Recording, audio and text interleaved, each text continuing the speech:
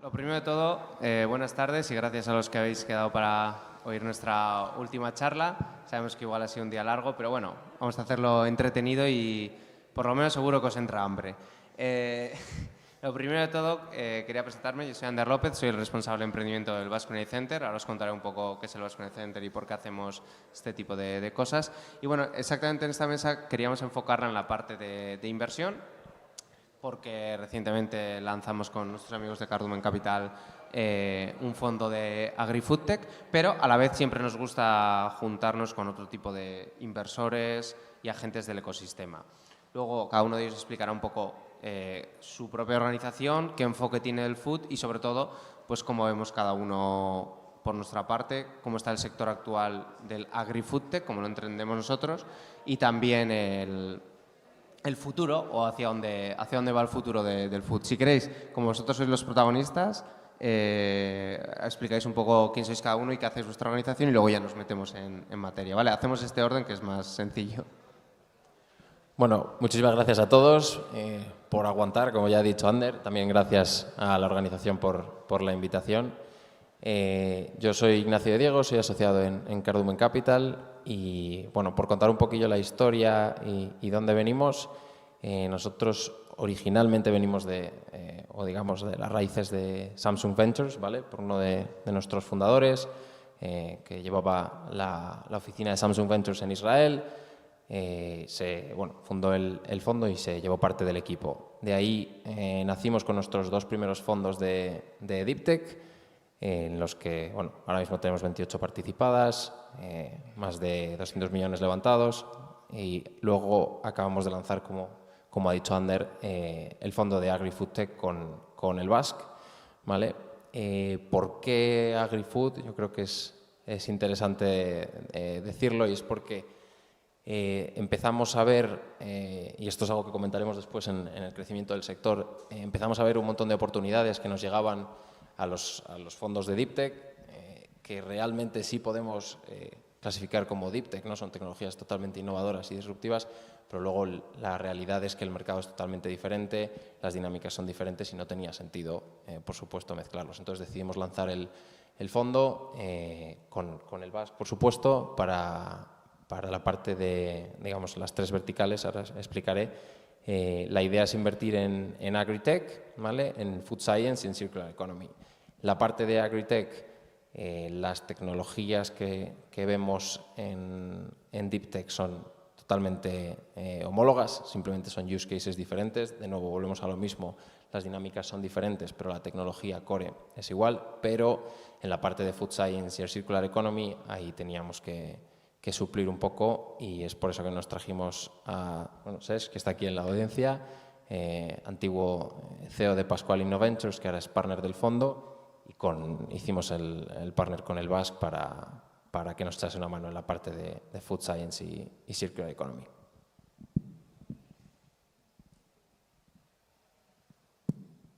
Hola. Sí. Bueno, yo soy Jaime de Antonio, Investment Manager de Ship2B Ventures. Quizá nuestra historia es un poco diferente, aunque también invertimos en tecnología, sobre todo agritech.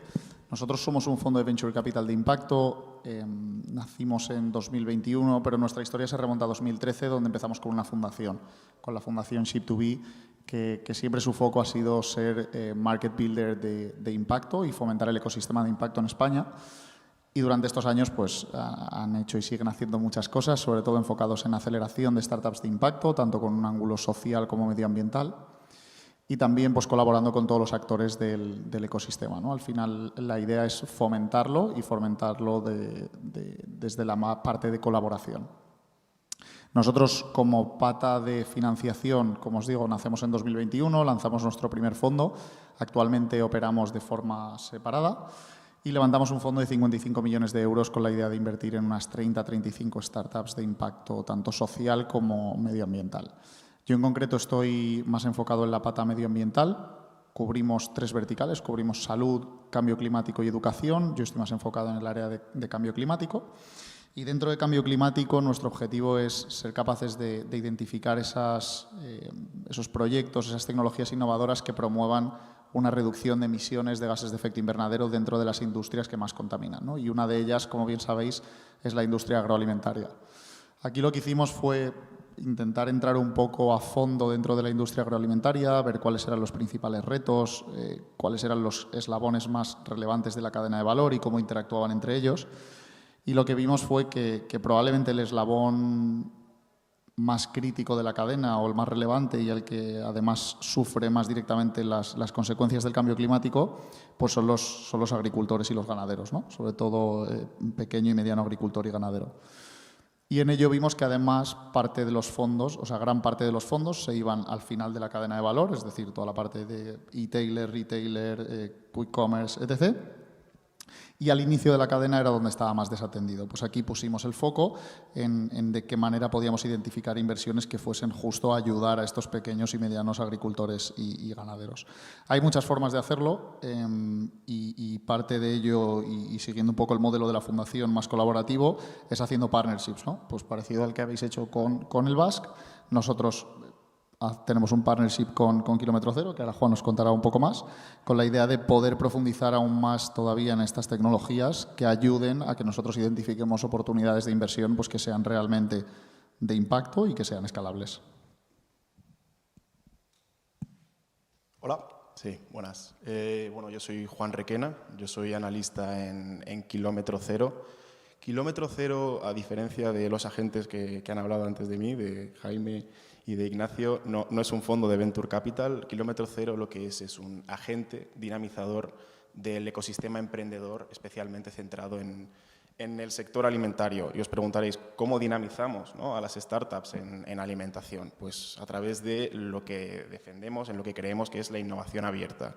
Es decir, la colaboración de startups con empresas, con universidades, con agentes del ecosistema como los fondos o diferentes mentores que ayuden a impulsar la alimentación hacia esa transición que vemos cada vez que es más necesaria, ¿no? Por lo que mencionaba Jaime, el enorme impacto ambiental que tiene y también el impacto en la salud de los consumidores, ¿no? Como algunas de las acciones que tenemos, por contextualizar, nosotros venimos de un grupo industrial, de hecho la parte industrial es muy importante dentro de la tesis de Kilómetro Cero, tanto de inversión como de aceleración, de Familia Martínez, un interproveedor de Mercadona, que si alguno conocéis las lasañas de Mercadona, que son un producto muy valioso, ¿no?, y muy válido, pues las hace una de las empresas del grupo, que es Platos Tradicionales. Y un poco el objetivo de Kilómetro Cero, como ya he dicho, es dinamizar el ecosistema, apoyar a esas startups en su desarrollo, y lo hacemos con diferentes iniciativas. Algunas más fundacionales, que surgen también de la Fundación Kilómetro Cero, como puede ser nuestro evento F-Talks Food Summit, que tenemos ahora mismo en octubre, y con una convocatoria de startups abierta para cualquier startup y emprendedor que haya aquí interesado en el sector de alimentación. Y la parte también más de negocio o operativa, de inversión también, que sería KM0 Venturing, nuestro programa de aceleración de startups, conexión con corporates, conexión con fondos, a través de la cual nos involucramos en el desarrollo de estas compañías. Y por si fuese poco, que parece que no tenemos tareas que hacer, también gestionamos inversiones para estas industrias alimentarias, ¿no? De ahí el conocimiento específico que traemos a la mesa. Entonces, muy ilusionado de estar aquí y gracias también a la organización por invitarme. Por favor, tenemos que cerrar la feria. Si pueden ir yendo al networking cóctel del Colegio Fonseca, se lo agradeceríamos. Please, we have to close the fair. Ha pitado el árbitro. If you can go now to the networking cocktail in Colegio Fonseca, we thank you. Enjoy it. Bueno, gracias por el aviso. Vamos a seguir con la mesa, porque os habéis quedado con las ganas de saber más. Bueno, yo por terminar nuestra presentación, que no he dicho antes, presento al Basque Culinary Center. Para los que no sepáis, Basque Culinary Center surgió hace 12 años como la primera universidad del mundo en tema gastronomía o ciencias gastronómicas, como un experimento. En otras áreas había universidades, en música, en cine, en teatro, pero en gastronomía era todo. O aprendías tú por tu cuenta o escuela de cocina estilo Cordon Bleu. No había universidad, no podías ir a la universidad. En cambio, decidieron crear, sobre todo entre la parte de cocineros ámbito público y privado, un experimento. El típico caso de Blue Ocean, en el que no existen universidades en el mundo de gastronomía, crean un pequeño grado, si funciona, pues bien, si no funciona, pues no pasa nada, dejas de darlo y ya está. Surprise, surprise, después de 12 años, pues no muerte por éxito, porque no hemos muerto, pero sí el éxito ha sido bastante exponencial, como algo que empezó con un pequeño grado que se llamaba Ciencia Culinaria o Ciencia y Artes Culinarias, hoy en día es un grado para más de 150 alumnos por año, máster, doctorado, es el único centro en el mundo con doctorados en ciencias gastronómicas desde este año, cursos para profesionales. Luego, segunda etapa, un propio centro tecnológico y, last but not least, nosotros, un poco centro de emprendimiento con actividades pues, incubadora, programa de aceleración, ahora la parte del fondo y también la creación de un nuevo centro de innovación único en el mundo que va a ser el primero en innovación. Como nosotros decimos, más que agri-food o alimentaria, nos gusta hablar siempre de gastronomía 360. Todo lo que toque la cadena de valor entra dentro de nuestro paradigma. Por eso podéis ver que en la facultad igual tienes estudiantes que van a industria alimentaria, otros a ser cocineros y otros a ciencia. Curiosamente, los que más van a ciencia. También nosotros, por eso, en la parte de startups o cuando empezamos a hacer el centro de emprendimiento, decidimos trasladar esa filosofía y por eso, si veis nuestros programas, independiente que sea un programa de aceleración, un programa de incubación o la parte de fondos, siempre intentamos tocar casi todo el sector que decimos. A veces más, a veces menos, pero bueno, siempre intentamos en cada ecosistema que vamos o cada actividad que participamos, intentar reflejar que el food tech es más allá de delivery o food science, que es toda una cadena de valor y bueno, que se puede innovar o hay empresas, startups, iniciativas en todas las verticales. Y luego también un poco por puntualizar esta mesa y el por qué, aparte de que tengamos el fondo, es porque nosotros al final somos un agente neutro, somos un agente de conocimiento, somos una universidad y nos da igual colaborar con las startups, con otras universidades, con fondos, con aceleradoras, podemos con todos y por eso nos gusta estar en relación con todos los agentes. Específicamente la parte del fondo que hemos explicado ya con Cardumen, pues bueno, es una herramienta más nosotros para ofrecer a nuestro ecosistema,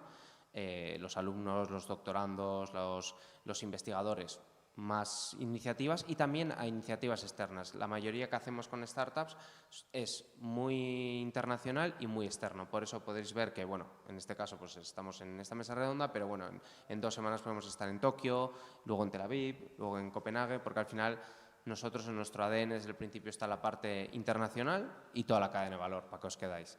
Y nada, oye, pues quería seguir avanzando y para que no nos echen con tiempo, un poco con la parte del ecosistema foodtech específico en España y cómo lo veis cada uno de vosotros respecto un poco, bueno, Europa y el mundo, cómo lo habéis visto, ¿no? Pues hasta ahora, cuáles han sido las trends o las diferentes tendencias, también que habéis visto en diferentes tipos de agentes, hacia dónde creéis que debería irse el sector, qué falta, qué está bien, qué está mal, qué visión tenéis cada uno de vosotros sobre el sector agri-foodtech en general. Y bueno, seguimos el mismo orden también por respetar.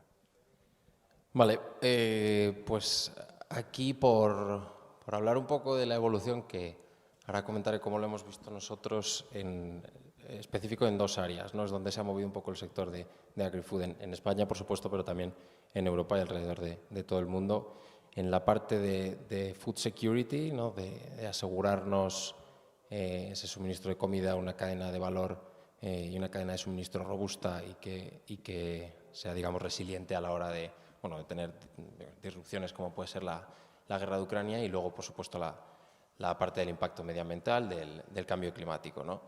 Y aquí, respecto a qué falta, pues falta todo. Honestamente, ha sido tradicionalmente un sector totalmente infracapitalizado y además, como decía Jaime, cuanto más atrás te vas en la cadena, muchísimo más todavía. Pero es cierto que en los últimos años sí que hemos visto crecimiento en verticales concretas y además, si se me permite como opinión, como lo vemos nosotros, ha sido un crecimiento bastante, quizás hasta aleatorio, ¿no? Basado un poco en hypes. Ahora hay algo que no se ha conocido antes, que no se ha visto antes, una tecnología, un nuevo suplemento o lo que sea, y eso es lo que genera un crecimiento que luego incluso se ha llegado a desinflar, como hemos visto pues eso, con los Beyond Meat de turno, etc. Pero ahora en los últimos años, los últimos 2-3 años, sí que hemos visto cómo esos hypes o lo que ha quedado de ellos, la parte que no se ha desinflado, sí que crean un impacto real. Y ahora se está tomando en serio la industria. Ahora hay players de verdad entrando digamos, con serias convicciones de cómo crear un impacto a través de este sector. Y aprovecho esto para enlazarlo un poco con la parte de por dónde creo que va a ir o quién va a ser el player que lleve la innovación aquí.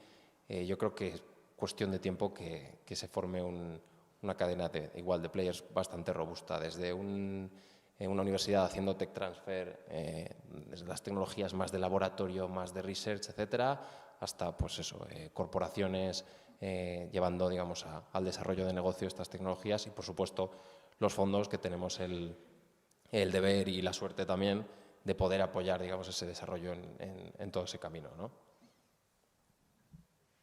Sí, en línea con lo que dices y por no repetirme, yo creo que mucha de la innovación ya está ahí. Simplemente tenemos que canalizar los recursos que tenemos a disposición para que realmente evolucione de una forma ágil, ¿no? y que pase de ser algo de nicho a ser algo mainstream. Nosotros desde el área de impacto, como inversores de impacto, vemos que en la industria agroalimentaria hay 3 retos a nivel medioambiental. Uno sería evitar el desperdicio de comida y todas las emisiones que con ello conlleva la producción de todos esos alimentos. Otro sería reducir el consumo principalmente pues, de productos de origen animal, y esto también creo que debería ser de una forma sostenida y también con el aspecto cultural que eso conlleva para todos los que aquí vivimos. Y por último es un tema más de gestión eficiente de los recursos naturales, desde agua, suelo, hasta todo lo que disponen, incluso pesticidas y demás, que no son de origen orgánico, pero que también se utilizan en el día a día, ¿no? Entonces, estos 3 retos, como os decía, creo que mucha de la innovación ya está ahí, a nivel de reducir el desperdicio de alimento, a nivel de nuevas proteínas alternativas y a nivel también de mejor gestión. Bioproductos como biofertilizantes, biofungicidas, herramientas digitales para la mejor gestión de los recursos, de irrigación y demás, creo que ya están ahí. Y creo que en parte es responsabilidad también de los agentes que podemos movilizar capital, de ser capaces de financiar aquellos proyectos que realmente tienen un mejor encaje y que pueden llegar más rápido a mercado y que puedan escalar más rápidamente. Bueno, yo quizás por dar una perspectiva diferente, nosotros en 2017, cuando nace Kilómetro Cero, vemos que el ecosistema emprendedor en alimentación está empezando a construirse en España. Vemos que hay diferentes piezas que empiezan a surgir. Había entonces, bueno, sigue existiendo un fondo que es el fondo Tech Transfer AgriFood de Pedro de Álava, que empezaba a invertir en startups de foodtech cuando nadie hablaba de foodtech. Empezaban a haber startups muy interesantes como podía ser Eura, de proteína alternativa o soluciones tecnológicas para la industria alimentaria. Había emprendedores y había corporates, y faltaba de alguna forma que esas piezas encajasen, ¿no? Y empezase a fluir el ecosistema emprendedor y a crecer, ¿no? Y fue ahí donde justo una industria alimentaria como Familia Martínez, que recibía esos proyectos y no sabía cómo interactuar con ellos, proyectos que venían, como decía Ignacio, de las universidades, que querían montar una startup pero no tenían claro cómo enfocarlo, cómo desarrollarlo, o emprendedores consolidados que habían pasado por aceleradoras pero que les faltaba ese conocimiento específico de la industria alimentaria, se acercaban a Familia Martínez, como a todas las industrias alimentarias, porque querían colaborar, y no había un vehículo o una forma de hacerlo, más allá de la inversión, ¿no? Y fue así como nace Kilómetro Cero, para dinamizar ese ecosistema emprendedor, pues facilitando estas conexiones, ¿no? Entonces, ¿cómo ha evolucionado el ecosistema emprendedor? Yo creo que ha evolucionado de forma positiva. Los ecosistemas de emprendimiento tienden en sus inicios a crecer de forma muy rápida, generarse burbujas, y creo que también hemos sufrido en parte de esto, como prácticamente todos los sectores de startups en los últimos 10 años, ¿no? Ha habido un incremento exponencial en la burbuja, como decía Ignacio, con una parte muy aleatoria y muy basada en los hypes en estas tendencias de inversión, y ahora estamos sufriendo una razonable corrección, ¿no? Como decía Jaime, también encontramos tendencias y vectores de valor claros en este sector, y vectores de innovación que son necesarios. Entonces, es un sector que va a ser rentable a futuro, ¿no? Y precisamente hilo esto con lo que hablábamos de qué le hace falta al sector. Yo creo que ahora mismo tenemos todos los ingredientes para hacer una tarta buenísima. Tenemos excelentes startups, tenemos, por fin, que nos ha costado mucho, fondos de inversión que están empezando a entrar en este sector y a apostar por proyectos que entienden que no son softwares, sino que son proyectos de más desarrollo. Y también tenemos a esas corporates que se han animado a colaborar con las startups, ¿no? Entonces, ¿qué hace falta? Yo creo que hace falta paciencia y fe en que el proyecto y el ecosistema va a ir hacia adelante. Y también, aprovecho aquí para decirlo, apoyo de las instituciones públicas, ¿no? Que siempre viene muy bien para poder impulsar estos ecosistemas. Vale, perfecto. Pues creo que hemos cubierto mucho la parte del sector, que hace cada uno de los diferentes agentes, pero para finalizar quería preguntaros, o que cada uno dieseis vuestra opinión, de, en específico, el ecosistema de España frente a otros, porque al final yo, por lo menos, o nosotros desde Basque Unicente creemos que es un sector muy interesante, porque al final cubre muchas ramas, no ha sido disrupted, le falta la intervención de la tecnología, pero además creemos que, en nuestro caso, el País Vasco e incluso España, es un sector clave y uno por el que debe apostar, ¿no? Al igual que en Israel, pues si hay una startup de ciberseguridad ya sale con ventaja, o en Londres de fintech, nosotros creemos que en España la parte de agri-foodtech tiene que ser un sector estratégico. Y por finalizar, en un minuto cada uno, ¿cómo veis vosotros o qué creéis que se debe hacer para que sea un líder el sur de Europa o España en este ámbito?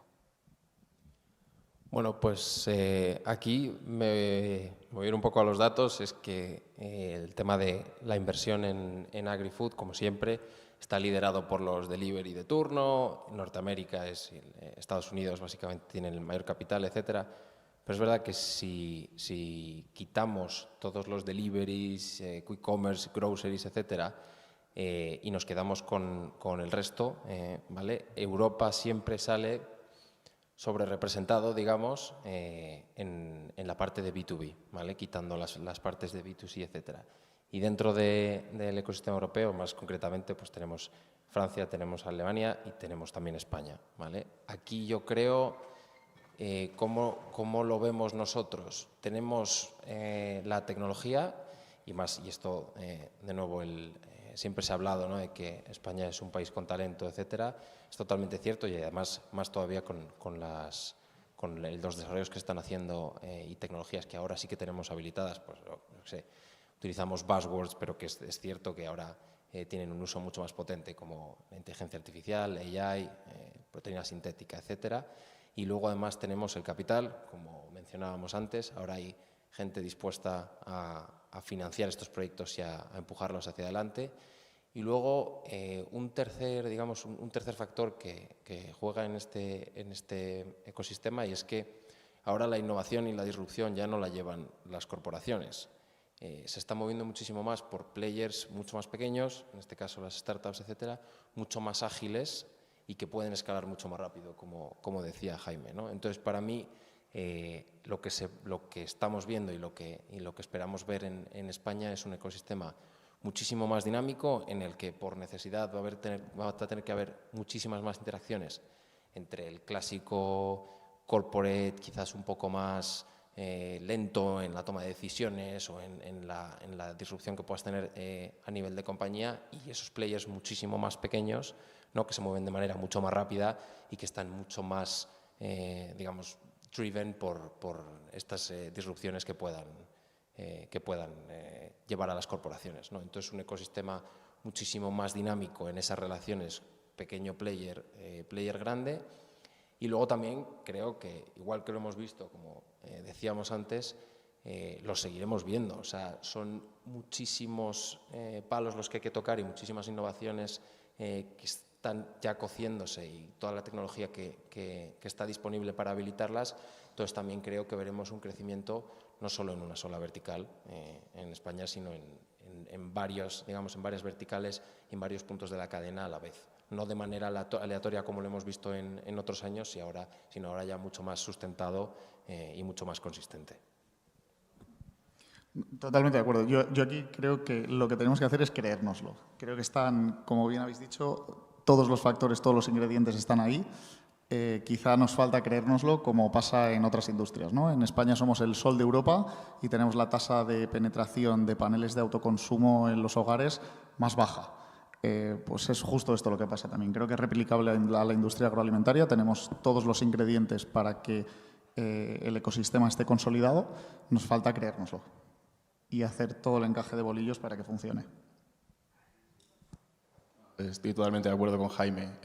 Tenemos, por poner en contexto, una de las industrias alimentarias pioneras en el mundo, es decir, una de las mejores posicionadas en lo relativo a seguridad alimentaria, eficiencia de sus procesos. Creo que tenemos, leíamos un informe el otro día en la oficina, la tercera industria alimentaria mejor posicionada dentro de Europa, ¿no?